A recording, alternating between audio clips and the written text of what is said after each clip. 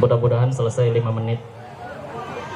Karena kemarin saya sudah ngomong sama panitia, saya mah kalau sudah Pak Ustadznya datang, saya turun. Tadinya saya nggak naik, tapi alhamdulillah Pak Ustadz memberikan kesempatan waktu. Kata saya, suruh tulul, bahkan tadi bilang tulul. Saya kedengarnya tuyul. Padahal tulul bahasa Arabnya panjang, ya. Jadi mudah-mudahan 3 ini cukup 5 menit. Yang pertama, pribadi Rasulullah semenjak kecil, dari anak-anak hidup dalam kesulitan. Usia dalam kandungan ibunya sudah ditinggal wafat oleh ayahnya. Kan dalam syair Al-Berjanji disebutkan, walamma tamma min hamlihi syarratain. Ketika genap usianya 2 bulan dalam kandungan, tufiyat bil Madinati, wafat bapaknya di Madinah. Usia 2 bulan dalam kandungan, bapaknya meninggal. Yatim, bahkan tidak sempat melihat wajah ayahnya. Setelah itu usia 6 tahun ditinggal oleh ibunya. Usia 9 tahun sudah menggembalakan kambing. Apa maknanya? Maknanya adalah lahirlah pribadi Rasulullah yang tegar, yang mandiri, yang tahan banting. Itu maknanya. Kalau orang Buaran bilang begini, kalau kita susah, berhadapan dengan susah, itu biasa. Orang susah ketemu susah, biasa. Ya kan? Ya Bu? Iya gak? Iya, matanya kemana aja? Bapak mau CS ya? Ibu ya? Orang susah ketemu susah itu biasa. Bu, contoh, saya anak petani. Tanya nih Pak Ustadz dari Sukabumi, anak petani. Saya biasa makan ikan teri, sambal lalap daun singkong. Datang ke rumah teman, disidain itu, makanan gua ini. Kan gitu. Disidain daging ayam, nambah. Emang apa? Nambah. Itu kenapa? Biasanya asalnya saya susah ketemu susah, biasa. Tapi coba, yang biasa makan daging ayam, kemudian disediain ikan teri, budigan. Gatal badannya. Saya dulu, nih ngaku nih, para remaja nih. Dulu kan, zaman masih muda, kita sering nonton layar tancap. Kemana aja nyampe. Layar tancap nggak kayak sekarang. Dikejar, baru bawa kain, pulang tidur di emperan. Itu tidur di emperan aja betah. Nah sekarang orang yang tidur dulunya tidur biasa, dikasih tidur di hotel, ules. Nah coba yang biasa tidur di hotel, suruh tidur di emperan, encok. Nah jadi artinya apa? Kita biasa susah, ketemu susah, biasa. Tapi kalau asalnya enak, ketemu susah, itu yang kasihan. Maka digemblengnya Rasulullah dari semenjak kecil sudah yatim piatu, sudah kerja keras, lahirlah pribadi Rasulullah yang sangat kuat. Bu, sekarang kita ini terus menghadapi zaman sulit. Zaman sulit. Berawal dari mana? Pelan-pelan kan. Kalau sekarang kayak dulu BBM naik sedikit demo, sekarang BBM pelan-pelan naik. Tahu-tahu lah ini ngisi bensin kok naik, ya kan? Nah, kalau sudah yang satu itu naik, yang lain ikut. Beras naik ya Bu? minyak, bapaknya anak-anak. Jangan dijawab dulu, ini main jujur. Nah, dalam zaman sulit ini, yang pertama jangan sampai salah mencari sandaran. Sandaran kita ketika sulit ini kembalikan kepada Allah Subhanahu wa ta'ala. Begitu Rasulullah ketika wafat pamannya Abu Thalib, ketika wafat istrinya Khadijah, dikenal dengan tahun Amul Huzni. Untuk apa tujuan Allah? Agar Rasulullah sepenuhnya menggantungkan jiwa raganya hanya kepada Allah Subhanahu wa ta'ala. Ini sebelum terjadi peristiwa Isra wal Mi'raj. Satu, cermin kita. Saya buru-buru aja, udah 2 menit. Yang kedua, akhlak. Ini saya pesan kepada adik-adik remaja, kalau di tengah masyarakat itu ilmu sebesar apa kurang pati berpengaruh. Orang tua kayak apa juga kurang pati diopenin. Yang paling pertama di tengah masyarakat itu adalah akhlak. Akhlak. Kalau akhlaknya bagus, semua akan ikut bagus.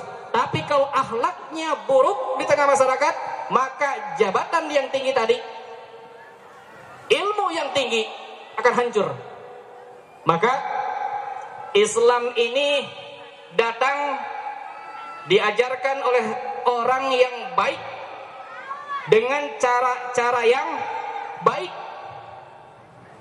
Islam itu agama yang baik, dibawakan oleh orang yang baik dengan cara-cara yang baik. Bertemu 3 kebaikan. Nah, itu akhlak. Ibu mungkin pernah belanja di warung, tapi tukang warungnya itu mukanya kayak asem, kayak bemo, udah asem monyong. Nah, kira-kira betah nggak belanja di situ? Enggak. Walaupun yang dijual oleh dia bagus, tapi setiap kali beli, bu beli berapa? Mukanya monyong. Besok kita pindah belanja, walaupun agak lebih murah atau lebih mahal. Nah, ini apa? Termasuk bagian daripada akhlak. Saya menanamkan akhlak dari anak-anak ini dari hal yang terkecil. Saya kadang suka panggil kalau ada anak di sekolah, manggil gurunya nama gurunya Tugimin. Pak Tugimin mau kemana? Panggil. Kamu kalau di rumah manggil bapakmu apa? Bapak. Namanya dipanggil gak? Kagak. Guru juga di sekolah sama dengan orang tua kamu. Kenapa nggak cukup panggil Pak Guru, Bu Guru? Kenapa harus namanya dipanggil? Ini juga kurang etika. Lihat bu anak-anak sekarang kalau salaman. Kalau saya dulu sama guru saya cium. Sekarang pakai pipi, pakai jidat. Nah ini tolong, hal terkecil seperti ini tapi akan berefek nanti luar biasa.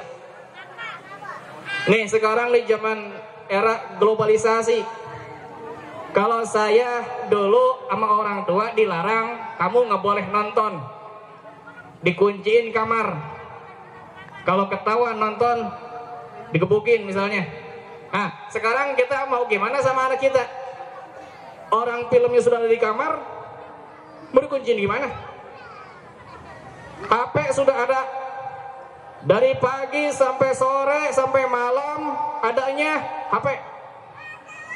Tontonan sudah ada di situ, game sudah ada di situ. Kadang-kadang kita sulit memfilternya. Ini zaman, memang namanya zaman nggak bisa kita hindari, nggak bisa kita hindari namanya zaman. Perkembangan teknologi sedemikian rupa, maka bagaimana caranya mengantisipasi agar jangan sampai anak kita jatuh ke hal-hal yang negatif. Ini yang kita takutkan selama ini. Nah, terakhir yang ketiga, jaga persatuan dan kesatuan sesuai dengan motonya indahnya persatuan dalam Islam. Pak, Bu, Islam itu dalam menjaga persatuan. Islam, tolong ditanamkan, bukan hanya menghormati sesama muslim, tapi Islam juga menghormati orang-orang di luar muslim. Kata Nabi, barang siapa mengganggu kafir jimmi, kafir yang mau hidup berdampingan dengan kita, maka sama aja dengan mengganggu Rasul. Ini perlu ditanamkan. Makanya Islam disebut dengan rahmatan lil alamin. Nah, tapi kan kemarin zamannya Mirza Ghulam Ahmad, kenapa umat Islam pakai protes? Kenapa ingin membubarkan Ahmadiyah? Itu kan kebebasan dia berpendapat, diatur oleh undang-undang dasar. Cuma kan saya katakan begini, Islam itu bukan hanya dia mau ngaku nabi, Islam juga tidak pernah mengorek-ngorek Tuhan sekalipun. Jangankan nabi, Tuhan, agama lain pun tidak pernah kita korek-korek. Nah, coba permasalahannya apa? Nih, coba kita lihat. Agama Hindu punya Tuhan 3. Punya Tuhan 3. Ada Siwa, ada Brahma, ada Wisnu. Kita nggak pernah ngorek-ngorek. Masalah Tuhan, masalah agama adalah lakum dinukum waliyadin. Cuma kadang-kadang kita teracuni. Di mana teracuninya? Hormatilah agama orang lain. Mestinya hormatilah orang lain agama. Kalau menghormati agama orang lain, nanti akan timbul, semua agama sama, semua agama benar. Hormati orangnya. Kalau begitu nanti akan timbul pemahaman, semua agama benar, semua agama baik. Akhirnya apa?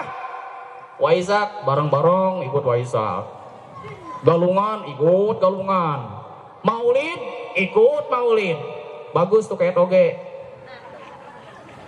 iya kan Bu? Lihat toge gado-gado ikut, sop ikut, iya kan? Itu toge. Ya, jangan kayak toge. Muslim itu tidak boleh kayak toge. Makanya toge nggak pernah ada yang lempeng, bengkok aja gitu. Nah, ini kita tidak pernah ngorek-ngorek urusan agama orang lain. Coba lihat Buddha. Buddha itu ada Tuhan besar, Mahayana, ada Tuhan kecil, Hinayana namanya. Kita kan nggak ngomong, ngapain tuh Tuhan pakai gede kecil? Enggak, urusan Tuhan lakum dinukum waliyadin. Nah, ini jaga persatuan, kesatuan antar umat beragama. Kemudian jaga persatuan antar umat seagama. Di mana letaknya? Hindari perbedaan pendapat. Kebanyakan selama ini yang jadi bentrok antar umat seagama adalah masalah-masalah fur'iyah, masalah-masalah khilafiyah. Masanya sudah berlalu. Kapan Islam mau maju kalau cuma memperebutkan masalah kunut, memperebutkan masalah tahlil? Sama-sama kita hormati, sama-sama kita hargai. Ini mah kadang begini Pak, maulid diomelin, katanya bid'ah. Isra Mi'raj kayak begini, bid'ah. Saya bilang orang yang mabuk masih banyak, koruptor masih banyak, kagak diomelin. Kenapa ngambil orang maulid, orang tahlilan diomelin? Itu aja tuh, para koruptor omelin. Jadi kurang kerjaan namanya. Yuk jaga persatuan antar umat seagama. Kemudian berikutnya satu lagi, jaga persatuan antara umat beragama dengan pemerintah. Maka Islam ini atau negara ini akan kuat apabila apa? Satu, ulama dan umaro bersatu. Kalau dua ini sudah bersatu, insya Allah negara ini akan kuat, negara ini akan aman. Bapak Ibu hadirin yang berbahagia, sudah 3 saya sampaikan. Tadi jadi di awal saya sudah sampaikan bahwa saya cuma ngisi hanya selingan musik aja, musiknya kagak ada, saya selang-seling jadinya. Jadi mohon dibawakan pintu maaf yang sebesar-besarnya. Insya Allah nanti hikmah Isra Miraj dan yang lainnya lebih lengkapnya akan disampaikan oleh guru kita Ainal Kiram Bapak Ustadz Mardani Ismail SAG. Mungkin hanya ini yang dapat saya sampaikan. Terima kasih. Kurang lebihnya mohon maaf. Assalamualaikum warahmatullahi wabarakatuh.